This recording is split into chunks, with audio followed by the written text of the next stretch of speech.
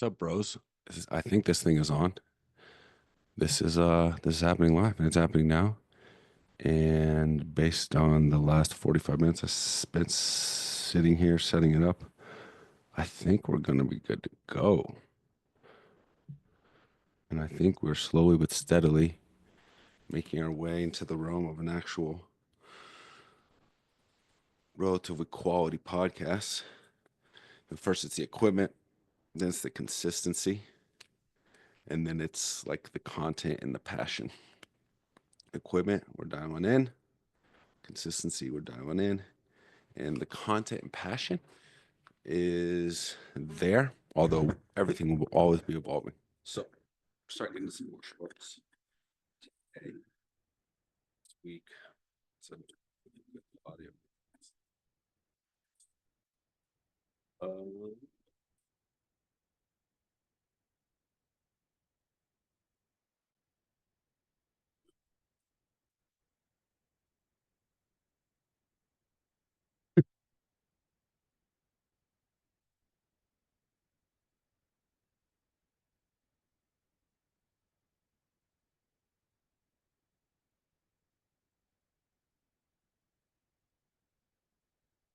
kind of.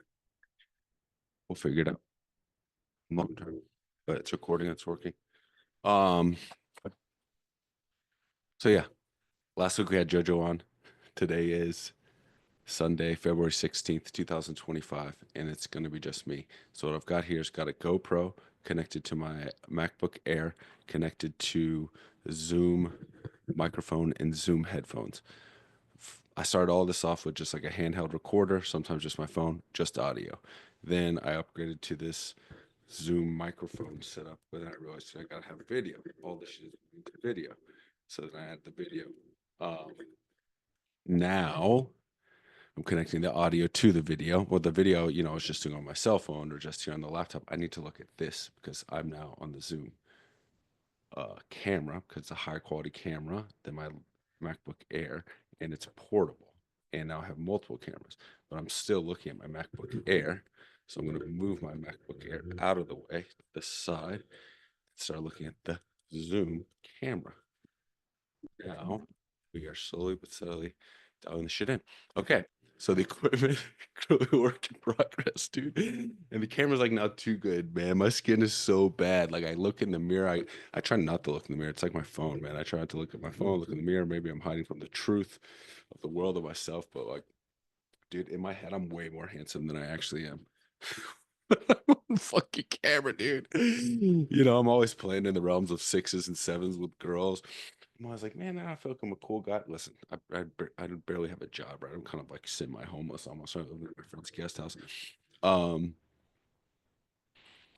well, but I'm not itinerant. I was gonna say unless itinerant times in my life, I was more settled. Anyway, I don't know. It's a combination of things. Chicks want looks, chicks want money and stability.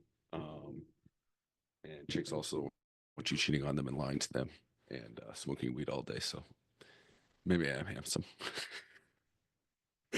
um Anyway, so last week we had JoJo on just to test out the new GoPro. Today I'm adding the GoPro to the microphone, really just to test it out. Um, and then next week I'm gonna give a full breakdown. I'm gonna start doing weekly breakdowns of the UFC cards. Okay, so we're gonna transition from kind of going uh from just interviewing family and friends from 2018 till 2024. Then we did this uh Legion of Zoom Seahawks transition. Now we're going to do MMA for the rest of, I would probably say this calendar year. The goal is weekly MMA um, shows. And of course, I'm going to ramble and digress and hopefully start bringing on people. The next step, next week, I would like to add in not only do a breakdown of next week's UFC card, which is UFC Seattle. It's a fight night card. But fitting, we'll go from Seattle Seahawks podcast now transitioning into MMA UFC in the first card that we're going to break down next week. They're in Seattle for the first time in a long time, actually. And I hope head coach, our Lord and Savior Mike McDonald, is there. Like, cage side and gets on the jumbotron and like gets to give a fist or something, or the jumbotron like holds on him like awkwardly long or something. That'd be great. Uh, but today I just want to get into kind of how I got into martial arts, especially spectatorship, and how it all ties into my life and the way this podcast is going to go forward. So, listen, I grew up playing sports my entire life from childhood onward. I was very fortunate to grow up in a, let's look at a weeds and calm down. Get my thoughts together. Um, I was very fortunate to grow up in a suburb of Atlanta and live on a cul-de-sac that had tons of kids my age, especially a lot of boys. And I was very fortunate to grow up in a time before the internet, and in a lot of ways, fortunate to grow up with a single mom where there wasn't like a lot of, we had to make do. She wasn't home a lot. So there was a lot of time um, by myself or with my friends where we just had to entertain ourselves. And we spent a large amount of our time outside playing sports. And I never had, I grew up um, without a father, and none of my family members were,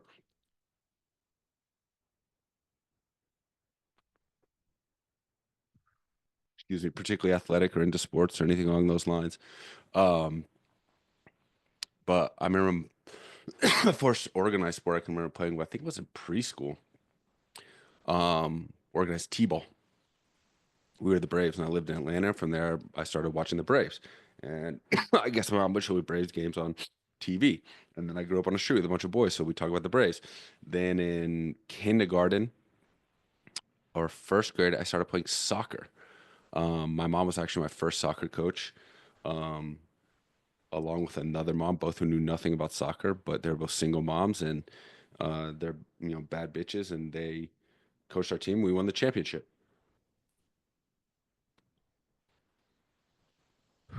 Throughout childhood, it was mostly soccer from an organized standpoint. How I invested most of my like time and energy to formally playing sports. Played on travel soccer teams and high school teams. I played soccer at the highest organized youth level, essentially throughout my from age 10 to I graduated high school. 18, which is actually not that long. I mean, I played recreational soccer prior to that, like, all of elementary school. But I think about that now, man, with my martial arts training. I've been training martial arts 2 years, and I want to train hardcore until I'm 40, like make it kind of my primary focus on my existence until I'm 40. I look at it as like being in school, It's like I'm in a PhD program or a doctorate program and learning how to fight.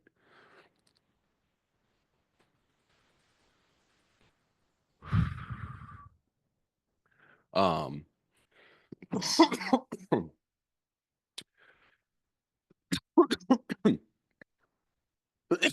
and that'll be 5 years. And I kind of consider myself relatively expert in playing soccer, and that was, let's call it 10 years. So to match that sort of expertise in martial arts, I'd have to put in 10, but probably a little less because I'm super consistent with my martial arts. We're talking essentially every day, multiple times a day, like training, supplemental training, like with online videos. So yeah, I think maybe you could call it like 8 years or something along those lines. Anyway, so in high school, I played all sports really, but soccer the most throughout my childhood. I played basketball, I played football. I think probably my talents were best suited for football in terms of like my body type and athletic skill set, shit like that. And it was my favorite sport to watch. But also as a spectator, not only did I play sports growing up, I watched sports constantly. I was a huge sports fan. I had plenty of um, boys around me, friends that were sports fans as well, and that was probably my greatest interest growing up was sports. Um,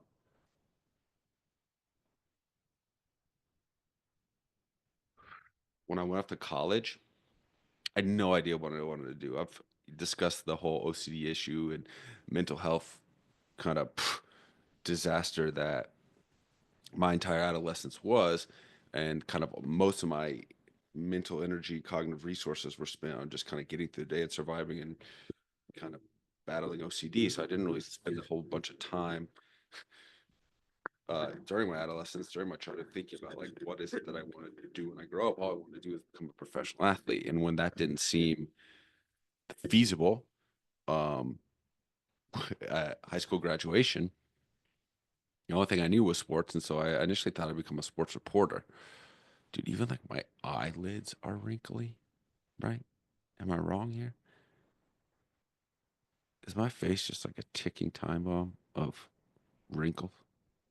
I don't know. Sometimes it looks good, right? Go back a little bit. Like fucking scars and shit. Anyway, this is why people get married, bro. This is why people get married. Their physical appearance starts falling apart. You realize, fuck, I gotta lash onto something pretty soon. Or I'm gonna have no options. That's why you gotta get rich. Your options expand greatly. Anyway,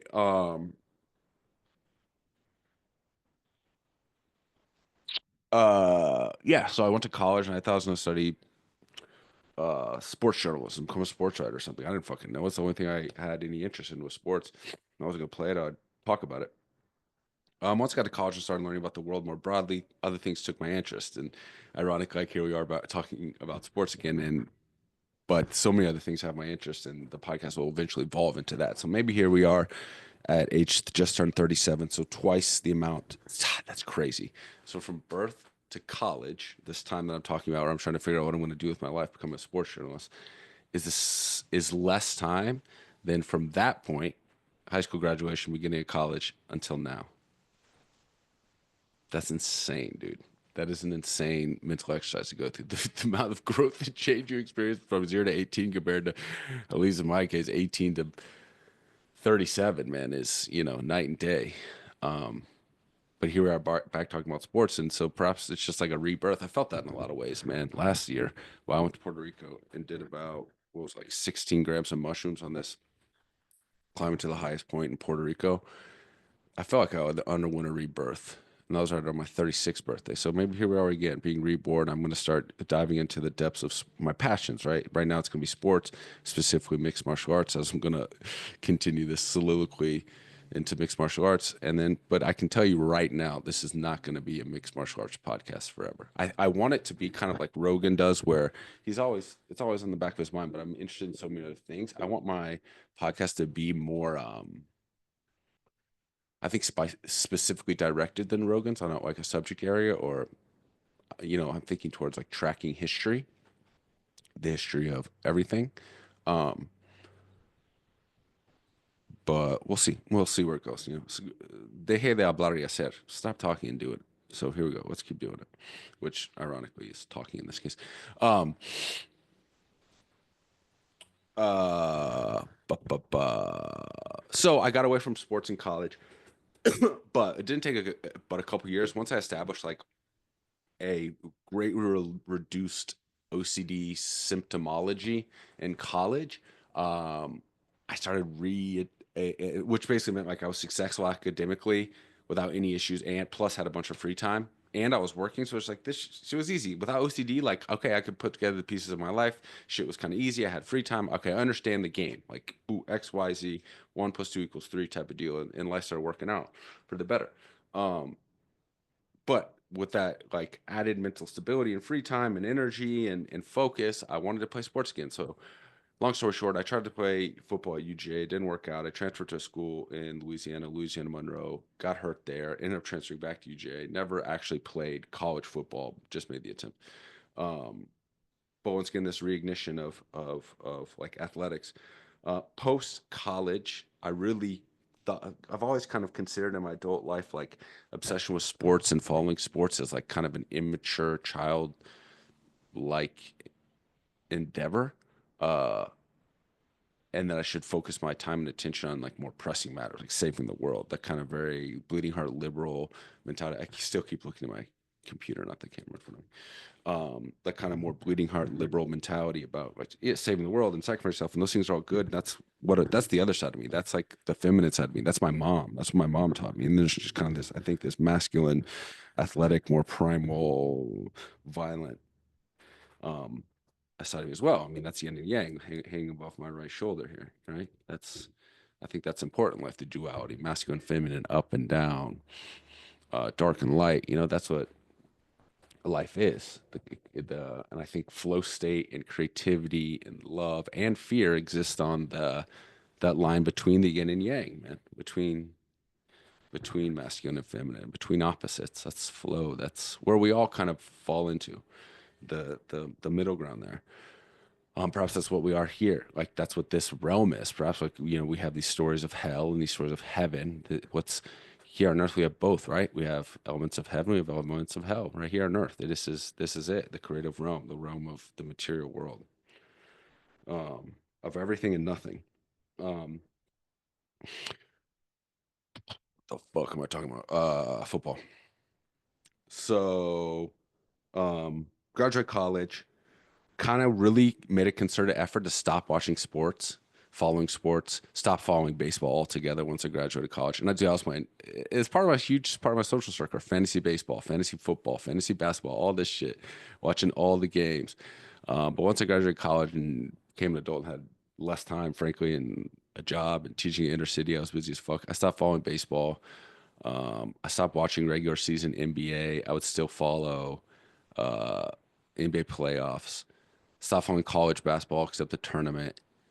Uh, Kept following NFL. Stopped really following college football that closely up until recently, actually, the last couple of years. Um, so I've always followed the NFL. I didn't watch the COVID season. Um, I've followed at least like bowl season playoffs, LSU and UGA football. I really don't follow college basketball all anymore, and I'll follow NBA playoffs, right? So those are the major American sports. No baseball, none of that bullshit. Um, Although I went to a baseball game recently, the Dodgers game, and with the pitch clock, shit's pretty like huge improvement with the pitch clock. Huge improvement. And just in general, like I think a key to happiness in some ways is just like being a child, like uh, using your adult capacities to explore childlike wonder. And our head coach and Lord and Savior Mike McDonald has kind of re-inspired that in me in a lot of ways because he's very clearly pursuing his like he's the most successful person I can think of that I know personally, and it's from pursuing what we were obsessed with when we were fucking 10.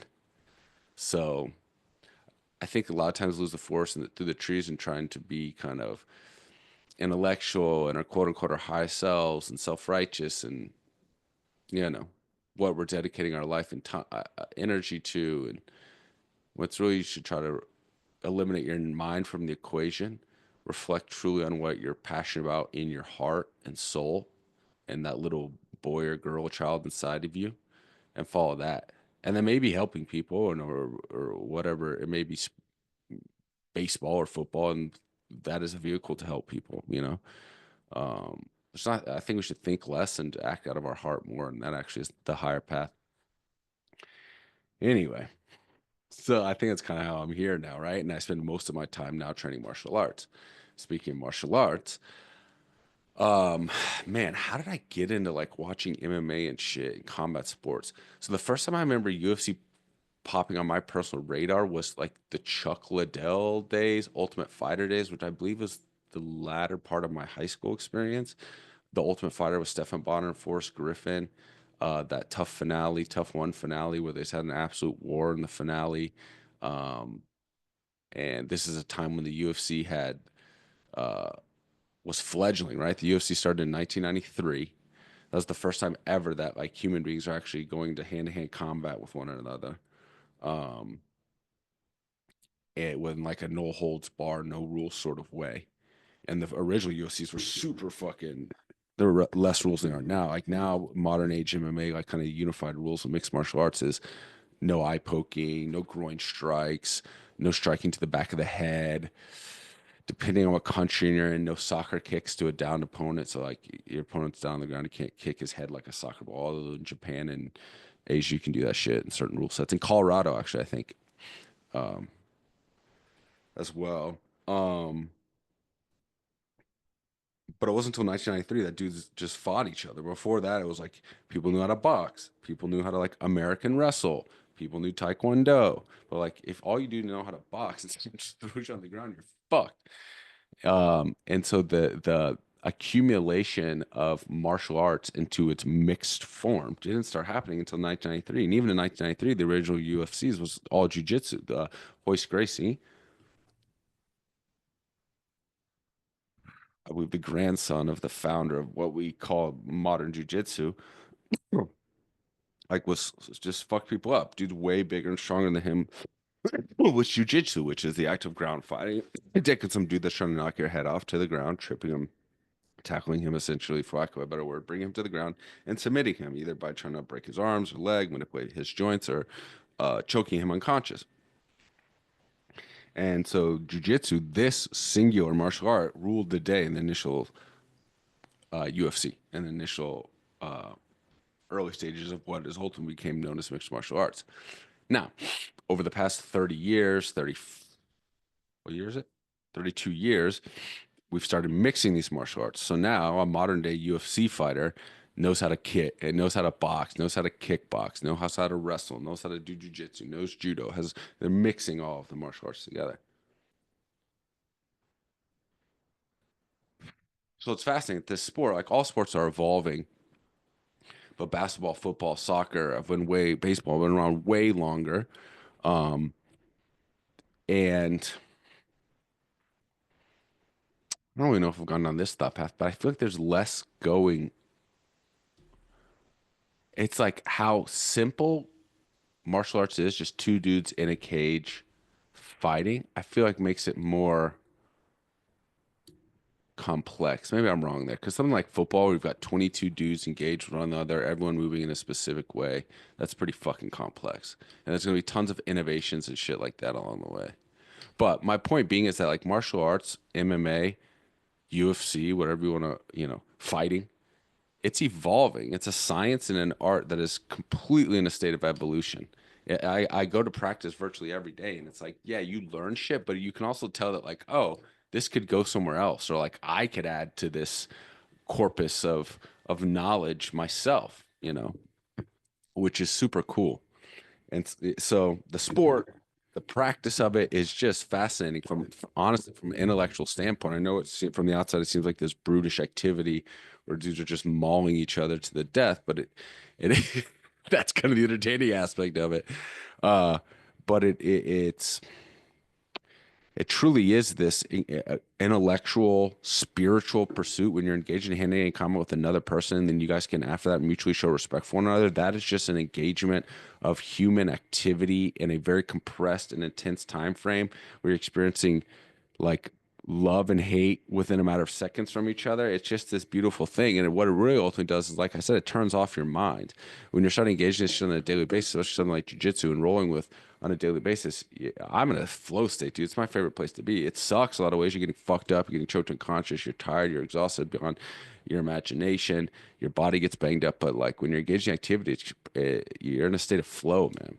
That's what I find so beautiful about it. Anyway, high school, I started hearing about MMA. So this is like 2005, I believe, was tough one. So now you're talking a decade in. The UFC had been created with those initial days, long story short, bought and sold, and ultimately ended up in an ownership group led by two brothers, the Fertitta brothers, Lorenzo Fertitta and I can't think of the other Fertitta. Anyway, two brothers, the Fertitta brothers. One of those names Lorenzo, the other one's name's slipping my mind at this moment.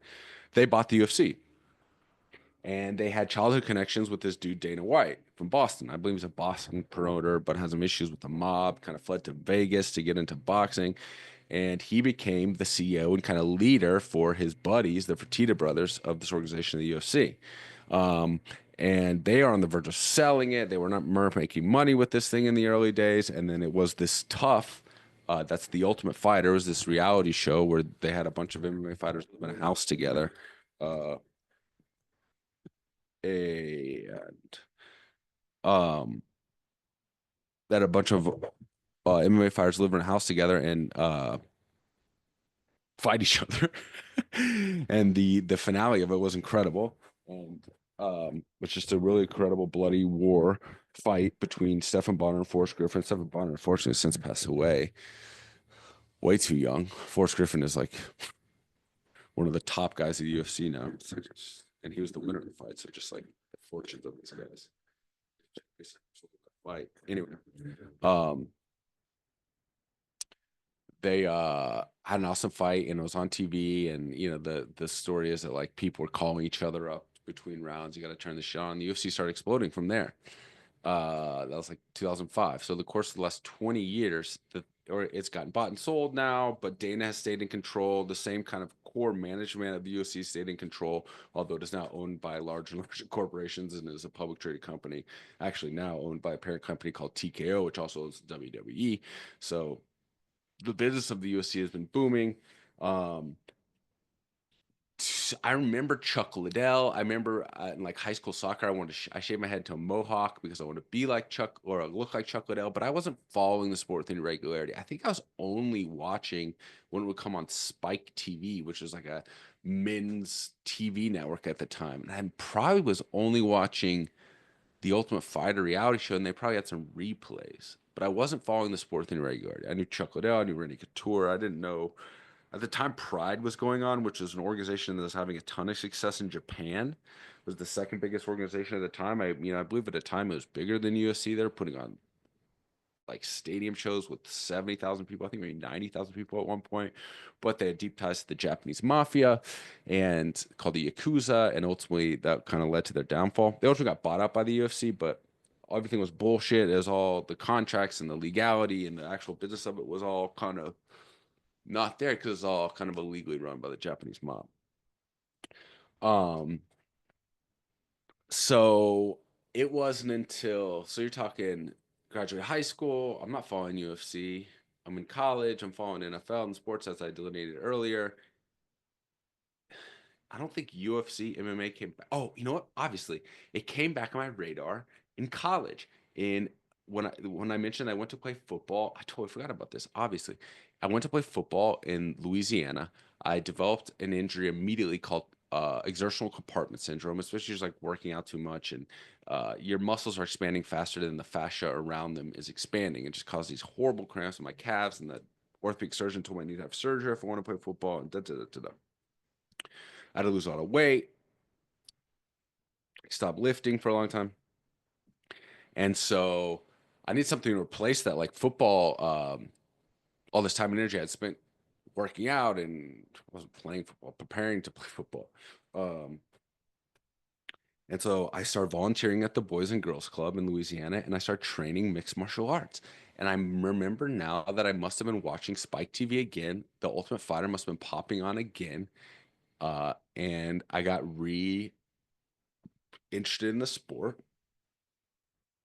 And I found this tiny little gym in Monroe, Louisiana, in a rec center, in like the attic of a rec center, where we would just go in there and wrestle each other, beat each other up. And I remember I was training for, I don't know, a couple months, several weeks, and the guy that was training us, it was like me and I feel like it's a bunch of high school kids.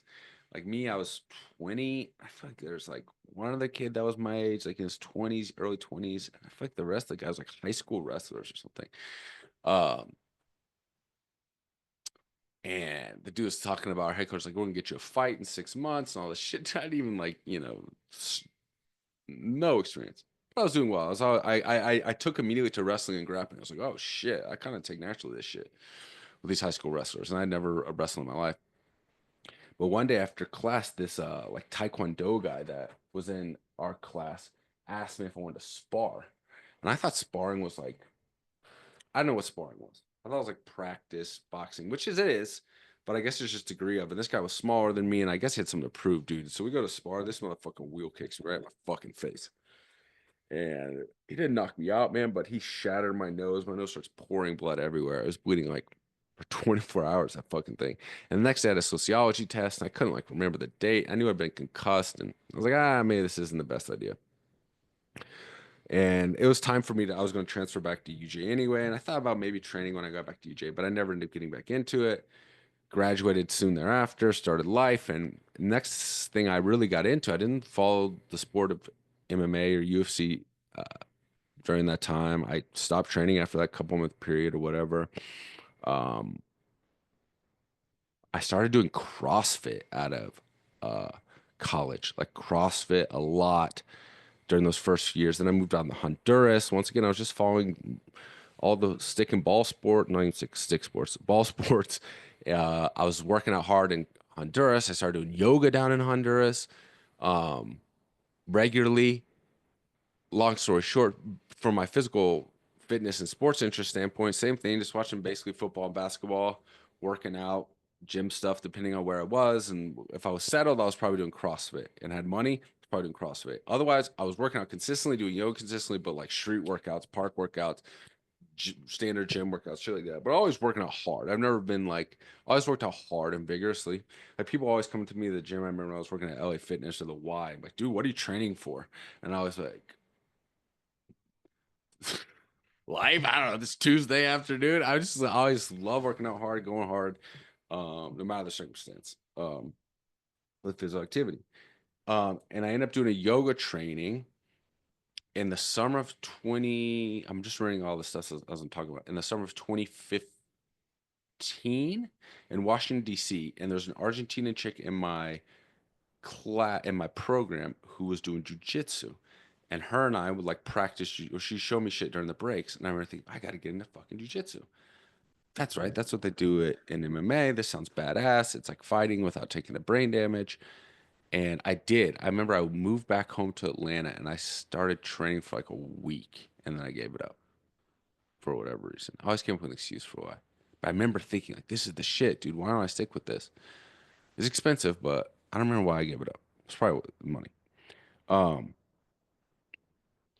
then the first Joe Rogan episode I ever listened to, ironically, was from Lucas, Jojo and Emmy's dad.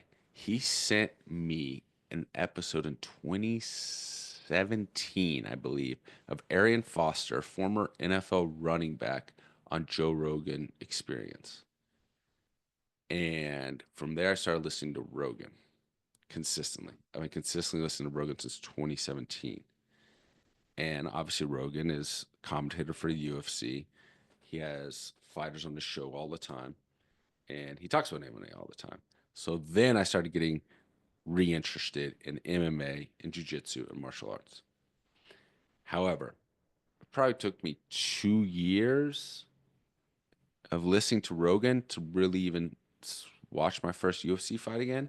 And the first time I can remember, I think when I started consistently following the sport, I believe it was October of 2018, Conor McGregor versus Khabib Nurmagomedov, uh, for the lightweight championship. And that's the fight that Khabib won. And afterward, before that, Conor had crazy story. Conor was going out of control. Some after press conference he didn't show up to. He smashed a.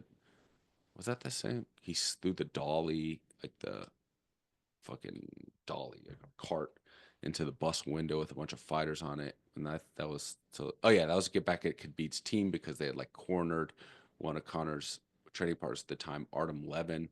Artem Levin is his name? Artem Lobov? Artem Lobov, I think. Uh, Ironically, I think he's like completely estranged from Conor at this point. I think it is in a lawsuit with him.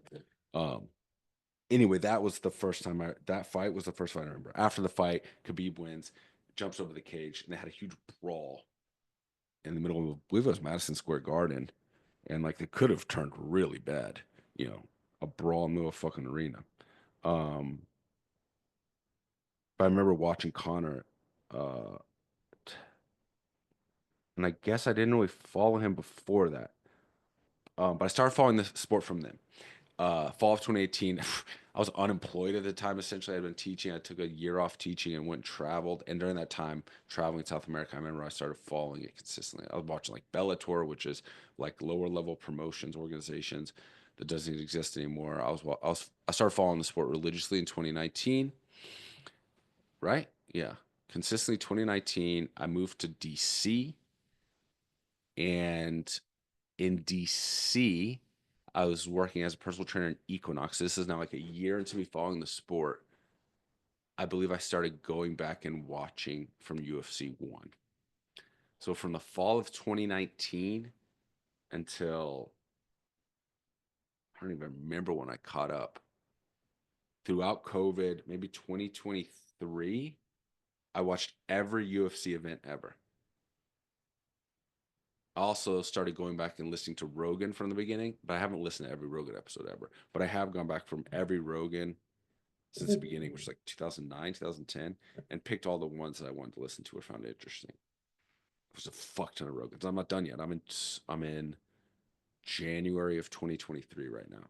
So I still have 2 more years to catch up to modern day, which is part of the reason I'm not, which is why I'm doing MMA and not like on the podcast talking about news and current events and all that shit because I'm not there yet, right?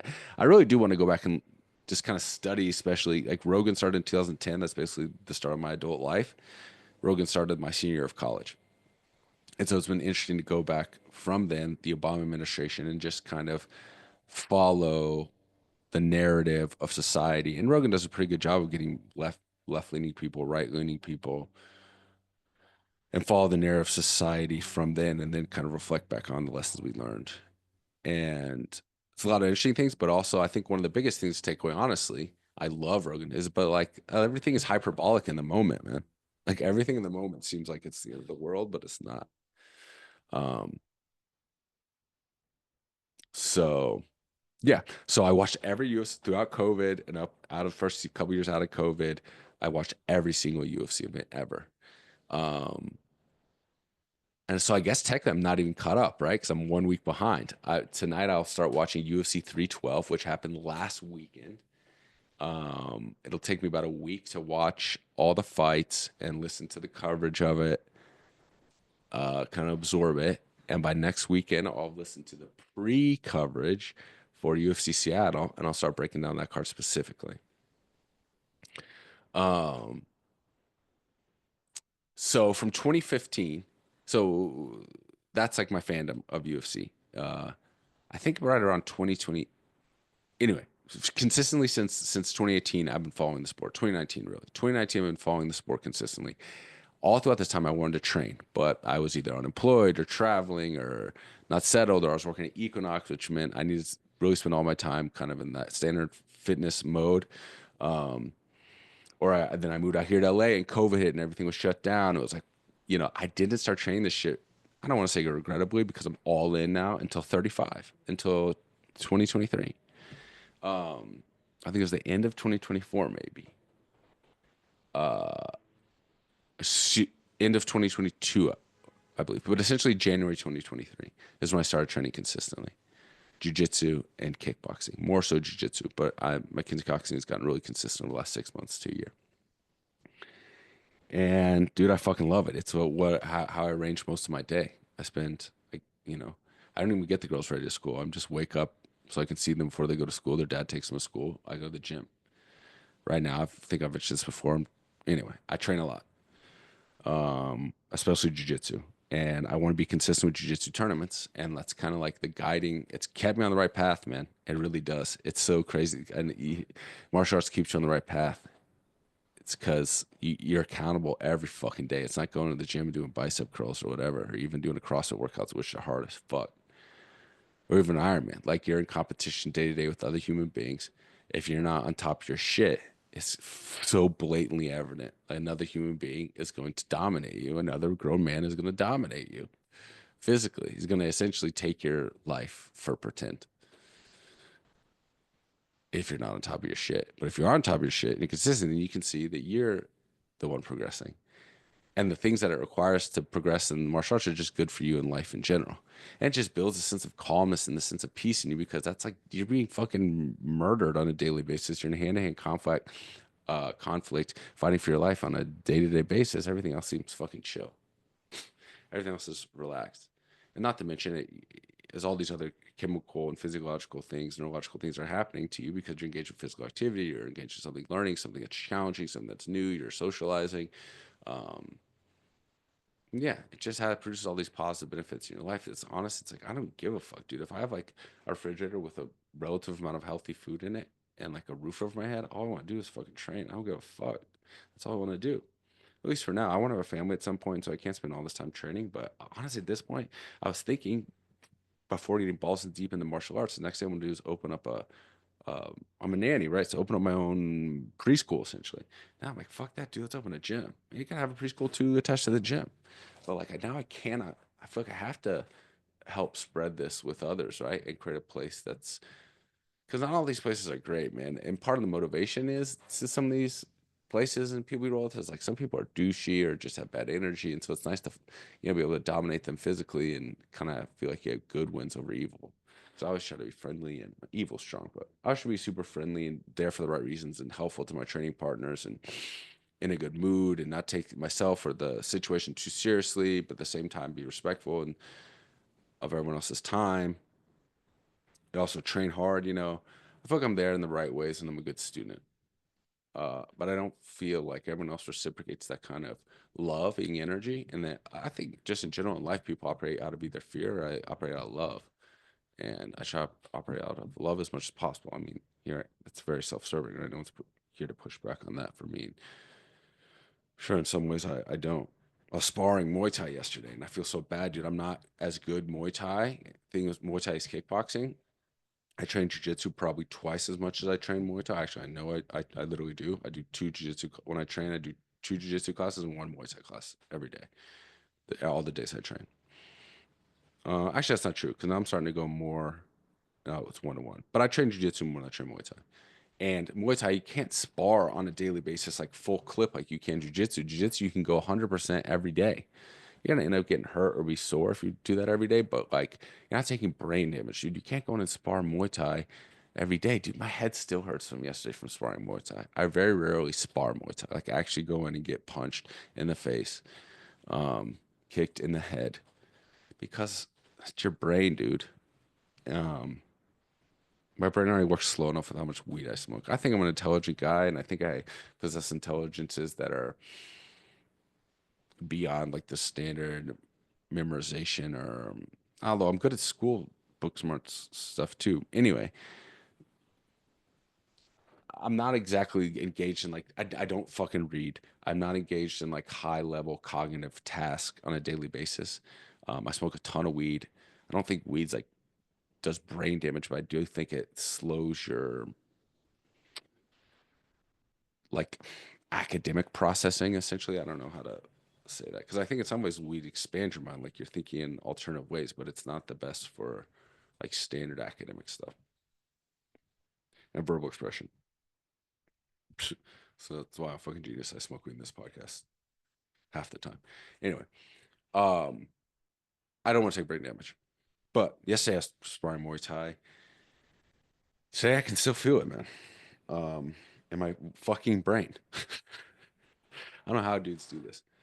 Um, so yeah, I'll keep doing jujitsu tournaments. I want to do them at least quarterly. There's some life news coming up that's gonna affect that. I'm not gonna discuss that on the podcast now, but some major life news coming up outside of the podcast. There's just major life news coming up um, that I'll talk about in the upcoming episodes. Um, but yeah, that's how I got up to. That's how I started getting UFC. That's how now it's all I do. So all I do is fucking go train, take the girls to the park, and then I come home and watch fights. That's really it. And I watch boxing now too. I don't follow boxing as deeply as I follow MMA, but I watch boxing. There's an organization called One Champion. So the primary MMA organization, excuse me, is the UFC. There are other organizations, however. There's one called Bellator that's now defunct. There was Pride back in the day that UFC bought. UFC buys a lot of these. There's one called Strike Force, the UFC bought. There was one called Bellator, just got bought out by one called PFL. So right now in the game, there's UFC, who's like far and away, let's call it like 95% of the market share. And then there's maybe like a couple other, a few other organizations that have maybe like 1% of the market share. I'm making these numbers on top of my head, but just at least metaphorically, that's how it is. So you have Bellator just got bought out by PFL. So PFL consolidated with Bellator and is now just PFL. Professional Fighters League. There's one championship in Asia. However, they seem to be going more away from MMA. They do have MMA fights, but now their cards, I would say, are mostly Muay Thai, which is kickboxing. They also have submission grappling and then regular kickboxing. There's Muay Thai and kickboxing. It's kind of a different rule set. I won't get into the nuance of that, but anyway, they're cool. I love them because Muay Thai is badass, but it's not MMA. It's not the true, what I feel is the true expression of the art. I mean, you know, the art of fighting. What else is there? PFL and one are really it right now. It was PFL one and Bellator, but PFL bought Bellator. Neither of them are great. Nowhere close to UFC. There's a giant organization, not giant. There's a small organization in Poland called KSW that honestly is probably like the best run from a business standpoint, from what I can tell, and production standpoint. But it's because they know their niche in their market, which is like Europe, and they're not trying to compete with the UFC. They do like big, cool shows in Europe and sign European talent, from what I can tell. There's an there's an organization emerging right now called the G GFL, Global Fight League, and it sounds kind of cool, but dude, they just had a draft. Like they're trying to do team MMA based in cities like Los Angeles has a team, Sao Paulo has a team, London has a team, and then a draft. Like they're trying to incorporate structures of modern sports into it, and it was so bad, dude. It was like fixed draft. It's yeah, and the draft was not a draft. Like a draft was supposed to be snake draft, one team picks and the next team picks, but it's clearly all staged and fake and predetermined. And I mean, if that's how you start off your league, like how are we supposed to trust you as a fan base going forward? Um, they only have old fighters on their roster, but like big names, which I actually think there's a market for that. I think there's a market for like a retired fighters league, retired UFC fighters league, because UFC when the UFC will cut guys when they still have a little bit of gas left in the tank, but it's like if they're showing that they're if they're former contenders and no one contenders, it's like what are we doing with you here? Um, and it's not like a great look either for the UFC to have these like former elite level fighters now all diminished in like a shell of them former selves. I feel like it kind of reflects bad in the UFC. They don't want that look, and so they cut these dudes. But a lot of these, MMA fighters don't make a lot of money, which is another reason I'm so attracted to the sport. Is like these guys, dude, at the low end of the sport, these guys are barely surviving. Like you're talking about $12,000 a fight, maybe fight twice a year in the UFC, dude. If you're talking about lower organizations, of which there's thousands of fighters around the world trying to do that, you have to have another job. You're paying to fight at the when you're getting in the sport. Even UFC guys, even if you make the UFC, you could still potentially have to have another job. If you have kids, especially, or if you live in a place like LA, it's very expensive. Yeah, man.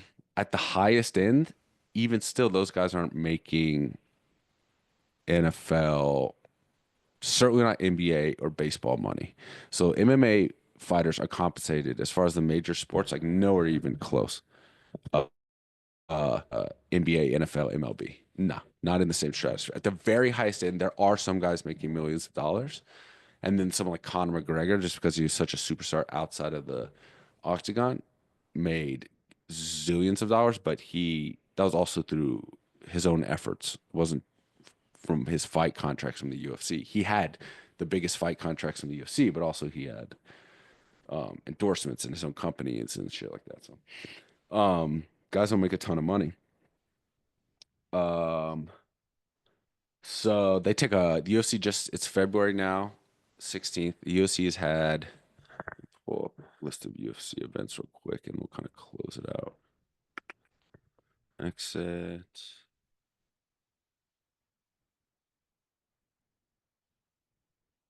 Please don't fuck with the recording. It's recording. Let's just pull up real quick. UFC events. Just kind of bring us up to where we are. No, when I do that, I fucking see the results of last night's fights, which I did not want to see.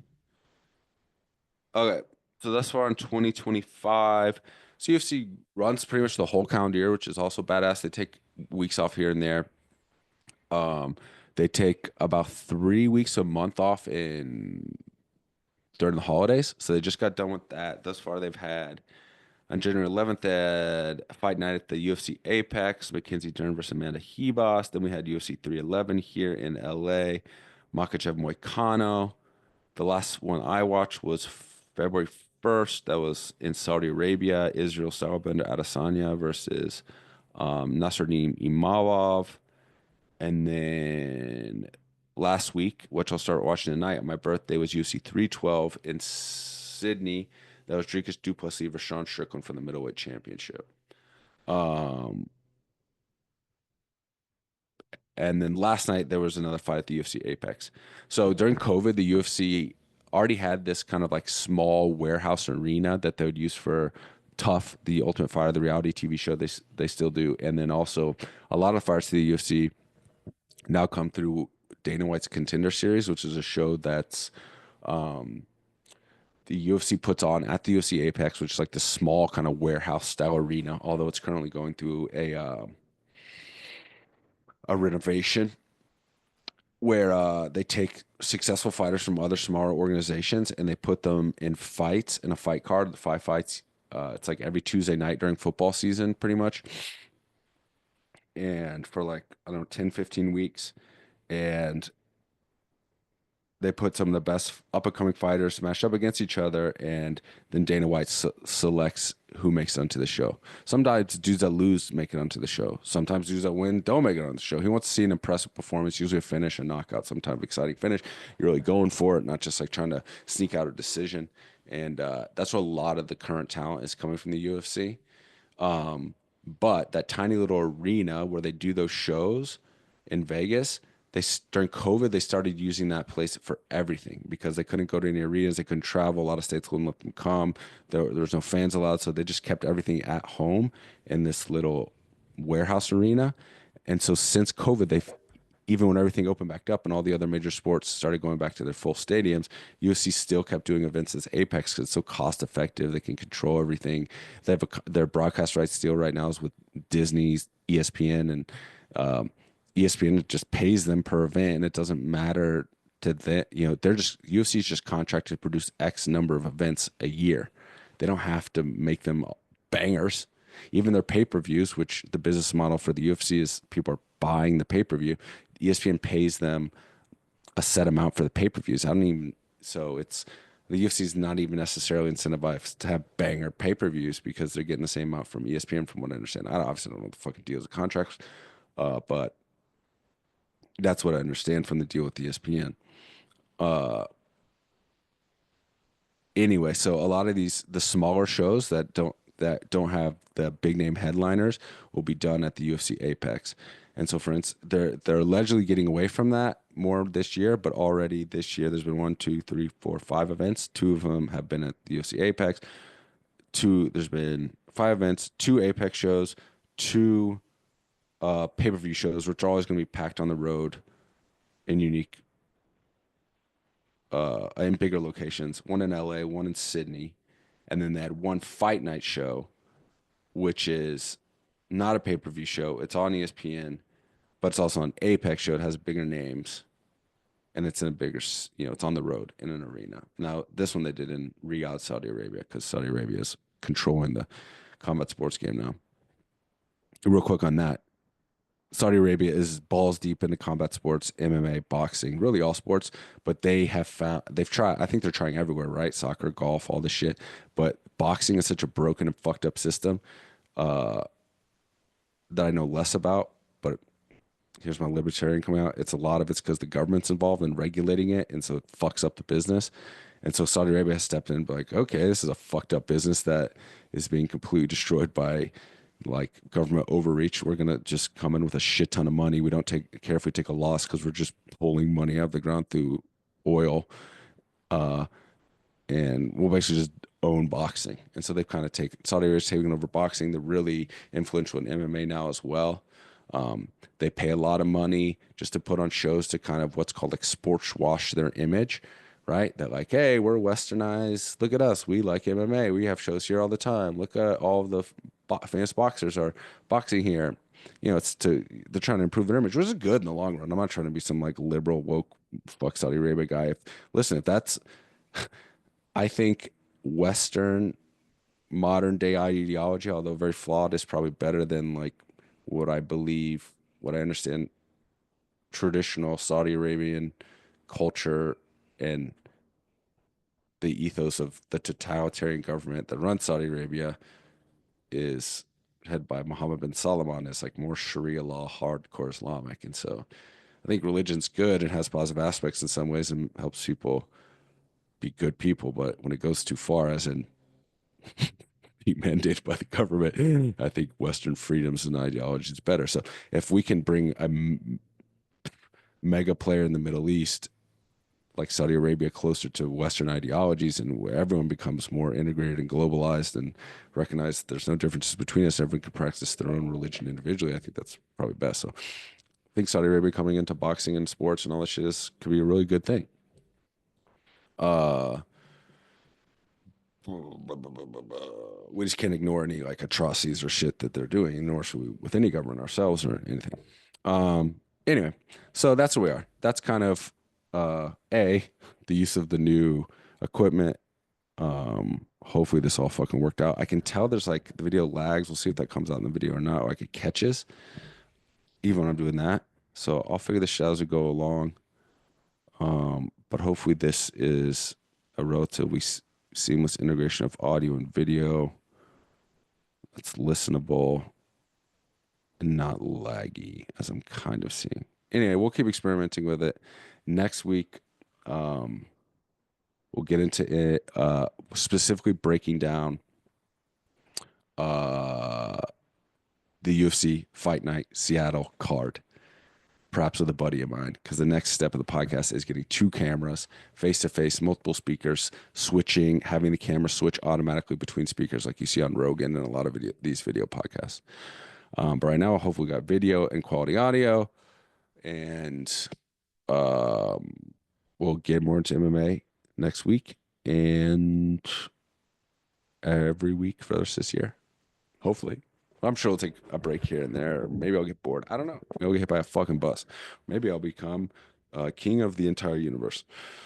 Who knows? But yeah, that's the plan I'm thinking for the rest of 2025. Get balls deep in the MMA, get the reps, get the podcast solidified, find my own voice, find exactly what the fuck it is I want to talk about long term, and just keep this bitch rolling. All right. I love you all. Peace.